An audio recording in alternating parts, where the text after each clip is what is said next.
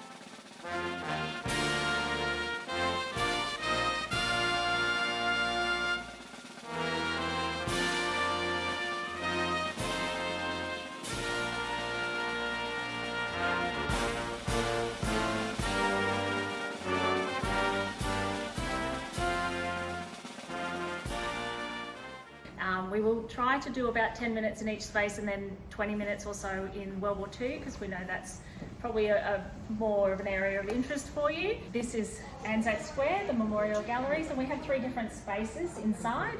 This is our post-45 section. So this area looks at everything from the end of the Second World War onwards. So it starts with the British Commonwealth Occupation Forces.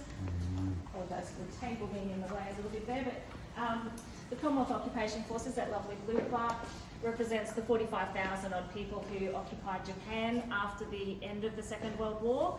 It was Australian-led at all times, and there was about 16,000 Australians who served in that force over the 4 or 5 years that we were there. The main role of those men that served there was to ensure the articles of surrender on the surrender documents that Japan had signed were adhered to, but also to help make sure that they were dismantling their military and also their war capabilities. So looking for any caches of weaponry, any installations that needed to be dismantled, that sort of thing. Australian forces, including cruisers, submarines and the like, and they're fighting over near Indonesia, Java and the like, and unfortunately lose some of their ships. The USS Houston goes down in the same battle as we lose the Perth. Subsequently, we also have the Battle of the Coral Sea, very important for us. Of course, everyone knows about the flat top action of the Coral Sea. But what a lot of people don't know about is the fact that there were actually Australian forces there as well under Crace as part of Task Force 17.3. Collections down here, so you can see there's several photos attached to each one of these gentlemen who has been kind enough to share their photo collections with us. And then we also have some interviews with different members who served in different conflicts and also in very different kinds of roles, so that they're happy to share some of their experiences with us. The plaques in this room generally were laid between 1931 and 1937. There is a couple of exceptions, and this one is in particular. It's our newest plaque, sorry, roundabout. Newest plaque in all of the galleries actually. It was laid in August of 2019, and it also is the only naval plaque that we have here in our World War I section. And they do deal mainly with the war in the Pacific and locations throughout Queensland. It's kind of set up to look a little bit like a war plotting table. This one here looks just at the war in the Pacific, so the major battles and the order in which they happened, the area of influence that the Japanese had. You also have 3 different locations on Australian soil that it looks at, and that's the different bombing raids that were over the northern parts of Australia. It's very generalised. It's not a complete list, obviously, because like Broome, there was some other locations like Exmouth in WA, some further inland from Darwin as well.